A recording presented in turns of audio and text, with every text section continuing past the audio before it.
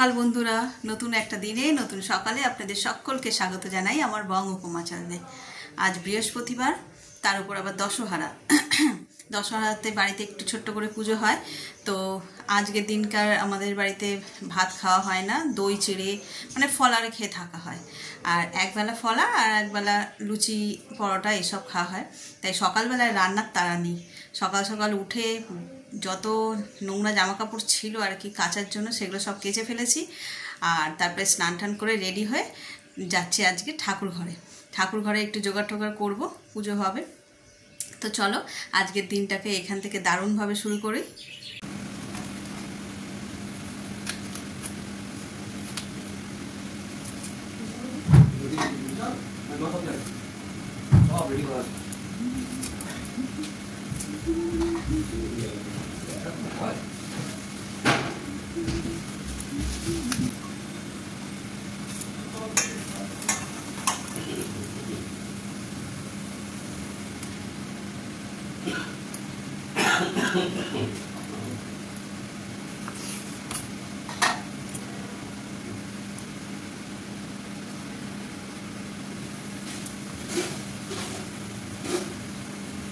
আর যেহেতু দশহারায় 10 রকম ফল দিয়ে পুজো দিতে হয়। এই যে 8 রকম হয়েছে, আর 2 রকম আনতে গেছে। এখানে পাইনি কাঁঠালটা, তাই আবার গেছে বাজারে। ততক্ষণ আমি এগুলো কাটি, এগুলো কাটতে কাটতেও চলে আসবো।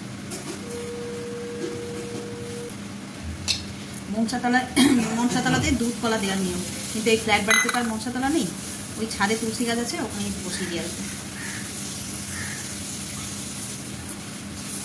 আমরা যখন ছোটো ছিলাম, বাপের বাড়ির কথা বলছি, সেই ওইখানে মানে ওই পাড়ায় একটু গ্রাম মতন, ওখানে আমরা সবাই ছোটোবেলায় মানে প্রত্যেক বাড়ির মেয়েরা বাচ্চাগুলো আর কি আগের দিন থেকে সাপ বানানো, মাটি দিয়ে সাপ বানানো হতো, মাটির প্লেট রেডি করা হতো। আর মনসাতলায় ন্যাতা দিয়ে ওইখানে ওই বাটিতে করে দুধ আর ওই সাপগুলোকে সব সাজিয়ে দেওয়া হতো। এই ফলটাকে দেখতে পুরো চালতার মতো, কিন্তু এটা চালতা না, এটাকে মাদার বলে। পুরো মাছের একটা চালতা পেকে গেছে।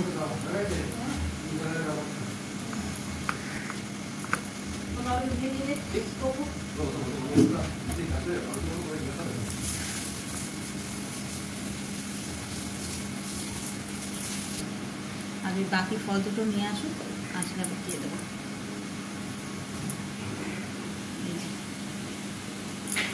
এই যে ছাদে চলে এসেছি, জামা কাপড়গুলো মেলে দিই। সকালবেলায় এই এক চোট কেচেছি, এই এক বালতি কেচে মেলে দিয়ে স্নান করার সময় আবার এক বালতি কেচেছি, সেগুলো আর মেলা হয়নি। এই যে এগুলো এবার একটু মেলে দিই।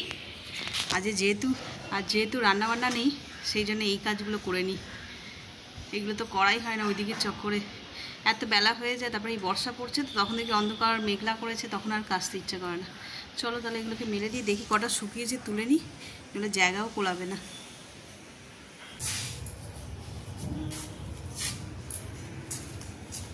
শুকনো হয়নি কিছুই, দেখি সাইড দিয়ে দিয়ে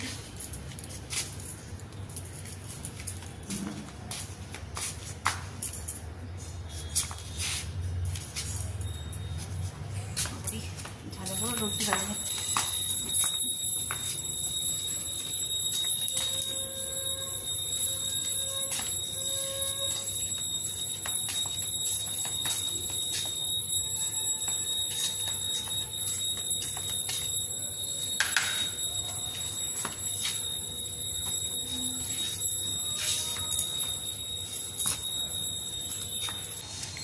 চলো জামা কাপড়গুলো তো মেলে দিলাম। যা রোদ্দুর বাবারে, রোদে পুরো ছাড়খাড় হয়ে যাওয়ার উপক্রম। এক্ষুনি মেঘলা ছিল, আজ দশহারাতে একটু বৃষ্টি হওয়ার কথা, কিন্তু কখন হয়, দুপুরবেলার দিকে হবে হয়তো। সকাল থেকে মেঘলা ছিল, এখনই এত রোদ্দুর উঠলো। যাকে আমার জামা কাপড়গুলো সব শুকিয়ে যাবে। চলো তাহলে নিচের দিকে যাই, এখানে এত গরমে এত রোদে দাঁড়ানো যাচ্ছে না।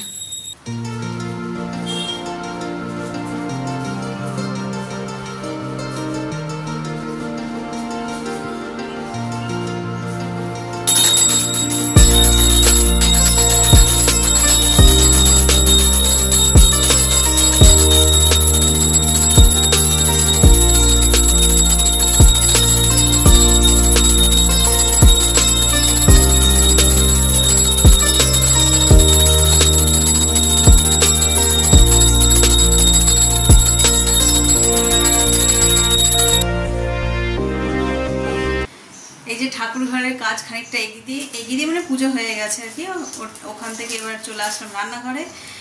এই যে ব্রেড বাটার টোস্ট করব, এটা একটু করে দিই। ছেলে খাবে, ওর বাবা খাবে। আর আজকে যেহেতু দশহরা আগেই বলেছি, তো সেই জন্য পুরোই ভেজ। আর মায়ের মুখে শুনেছি আগে তো মানে উনুনও জ্বালানো হতো না, ওই মুড়ি মুড়কি খেয়ে ছেলেমেয়েরা সব থেকে যেত। কিন্তু এখন তো যুগের সঙ্গে তাল মিলিয়ে চলতে গিয়ে অনেক পরিবর্তন এসেছে, আরও হবে হয়তো। তো যেটুকুনি না করলেই নয়, এই ব্রেডটাই গ্যাস জ্বালিয়ে একটুখানি ওদের টোস্ট করে দেবো। আর এবেলা আর কোনো রান্নাবান্নার ঝামেলাই নেই। আর বিকেলবেলায় হবে আলুর দম আর পরোটা কি লুচি যাই হোক হবে। আজকে একটা নতুন ধরনের আলুর দম আপনাদের সঙ্গে শেয়ার করবো। এটাও আমি আমার শ্বশুরবাড়ি থেকেই শিখেছি, নারকেলি আলুর দম। তো চলো এখন এদের ব্রেকফাস্টটা রেডি করে দিই। আর যখন আলুর দমটা করবো অবশ্যই তোমাদের সঙ্গে শেয়ার করব।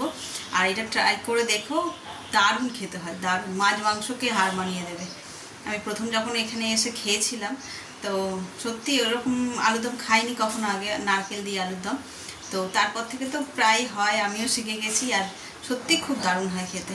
তো চলো, আর কথা না বলে, বেলাও হয়ে গেছে, 10:30 বাজে, যাই ওদের ব্রেকফাস্টটা রেডি করে দিই। এই যে আজকে বৃহস্পতিবার বলে চাদরটা পাল্টা নেবো। সকালবেলায় সময় হয়নি, তাই এদিকে একটু পুজোর কাজ ফাজগুলো ছিল, তো ওই কাজগুলো সেরে এখন চলে এসেছি চাদরটা পাল্টাতে। চলো চাদরটা তাহলে পাল্টে নিই।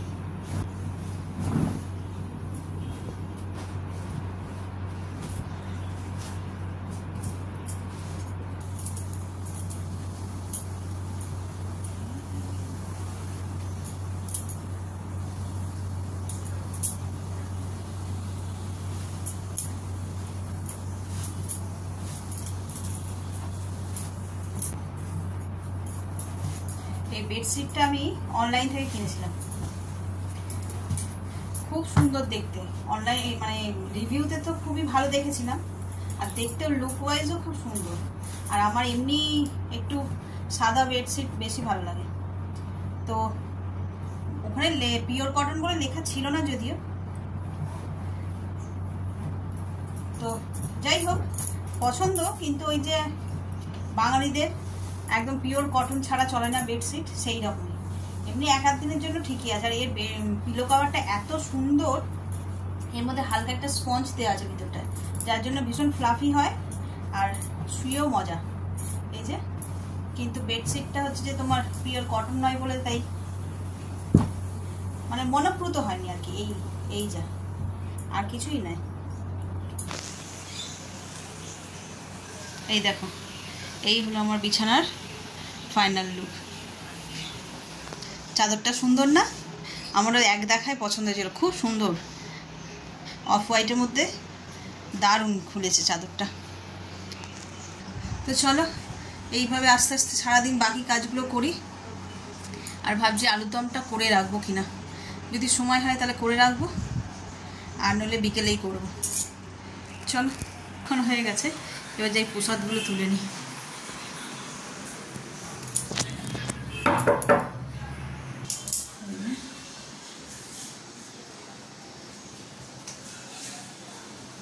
ঠাকুর ঘরে ঢুকলে একটা ধূপ ধুনো কর্পূরের গন্ধ একদম মোমো করে। চলো প্রসাদগুলো তুলে নিতে হবে।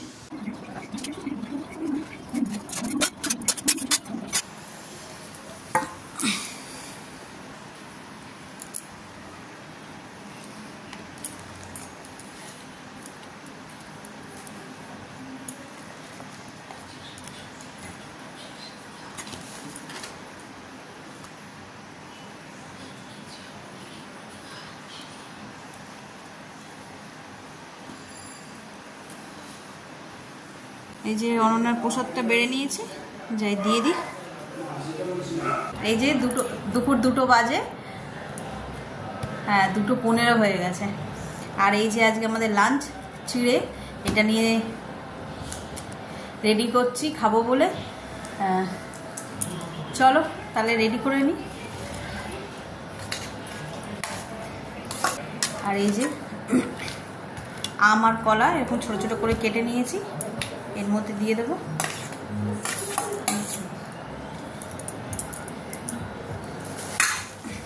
আর দেব অল্প একটু মুরগি, গুড়ের মুরগি।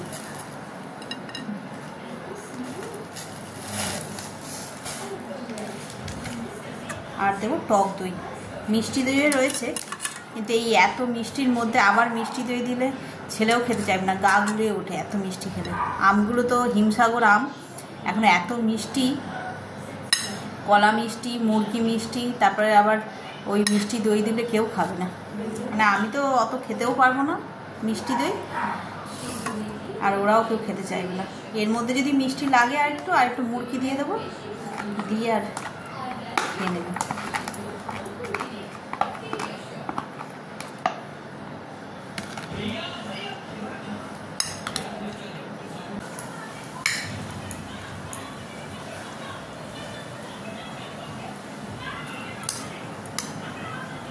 ভালো মিষ্টি হয়ে গেছে।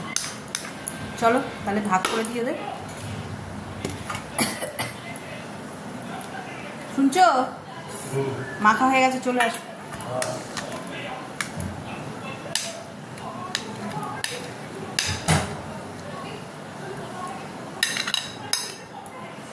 এটা ওর বাবাকে দিয়ে দিই, আর এতে যা আছে আমার ছেলের হয়ে যাবে। এই যে সন্ধেবেলায় চলে এসেছি রান্নাঘরে। আজকে সকালে যেমনটা বলেছিলাম বানাবো নারকেলি আলুর দম, সেটাই তোমাদের সঙ্গে শেয়ার করবো। তাহলে চলো দেখাই কিভাবে বানাই নারকেলি আলুর দম। নারকেলি আলুর দম বানাবার জন্য কড়াই তেল নিয়ে নিয়েছি, তেলটা গরমও হয়ে গেছে। এই তেলের মধ্যে দিয়ে দেবো অল্প একটু নুন, আর দেব অল্প হলুদ। এবার এরকম সাইজের ছোট ছোট আলু আমি হাফ বয়েল করে রেখেছি, এইগুলো এই কড়াই দিয়ে ভালো করে ভেজে নেব।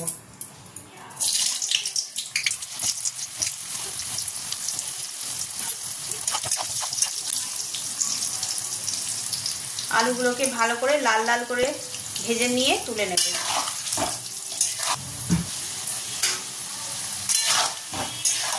আলুগুলো লাল লাল করে ভাজা হয়ে গেছে, এবার তুলে রাখবো। দেবো গোটা জিরে, তেজপাতা, শুকনো লঙ্কা। জিরেটা একটু ভাজা ভাজা হয়ে গেছে, এবার এতে দিয়ে দেবো বাটা মশলা।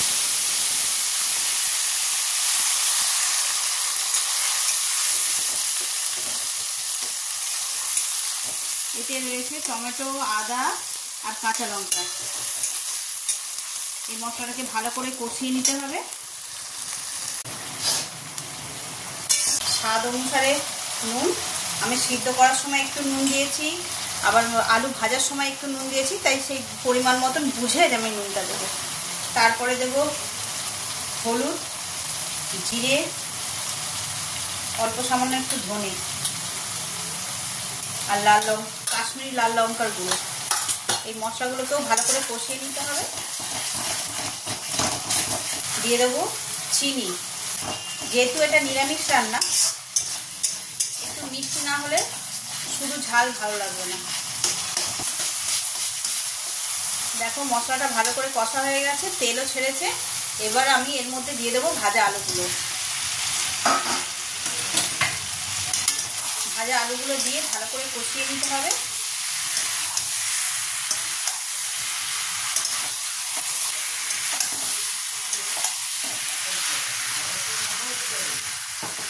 আলুগুলো যেহেতু আমি হাফ বয়েল করেছিলাম, তাই এতে অল্প পরিমাণে জল দিয়ে দিয়ে ভালো করে কষাবো, যাতে আলুগুলো সিদ্ধ হয়ে যায়।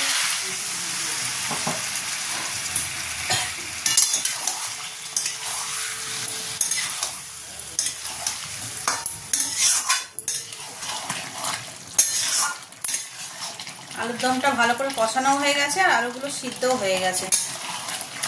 এবার এতে দিয়ে দেবো নারকেল কোড়া। নারকেল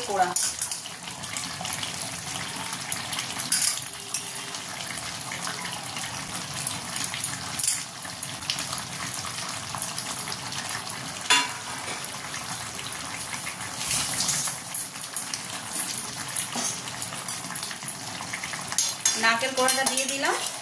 এবার এটাকে ভালো করে মিক্স করে দেবো। এরপর এর উপর দিয়ে আমি অল্প একটুখানি একদম সামান্য গরম মশলা, আর দেব কেটে রাখা ধনেপাতা, আর হাফ চামচ মতন ঘি।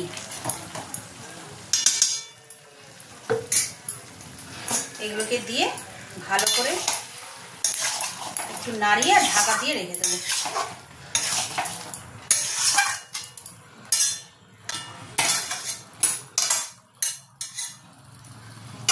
আমার রেডি নারকেলি আলুর দম। খুব সহজেই এই রান্নাটা হয়ে যায়, একদম নর্মাল নিরামিষ আলুর দমের মতন। আর উপর দিয়ে একটুখানি নারকেল ছড়িয়ে দিতে হবে, তাহলেই রেডি হয়ে যাবে আমার নারকেলি আলুর দম। নারকেলি আলুর দম তো আগেই হয়ে গেছে, এবার লুচি কটা ভেজে নিলে আজকের মতন রান্না শেষ। এই যে তেলও গরম হয়ে গেছে, চলো ভেজে নিই।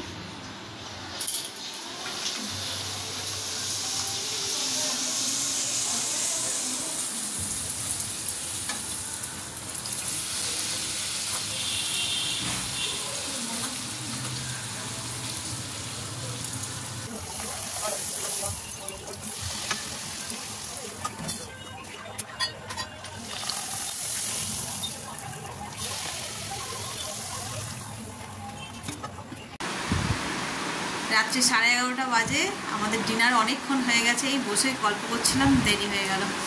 তো যেহেতু আজকে ওই ফলার খেয়েছিল সবাই, মোটামুটি খিদেও পেয়ে গেছে, তাই তাড়াতাড়ি সবাই খাওয়া দাওয়া করে নিয়েছি। আর আজ ব্লগটাকে তাহলে এই পর্যন্তই রাখছি। যদি কিছু ভালো লেগে থাকে তাহলে please like, comment, share and subscribe. আগামীকাল আবার দেখা হচ্ছে। সকলে ভালো থাকবেন, সুস্থ থাকবেন। Good night.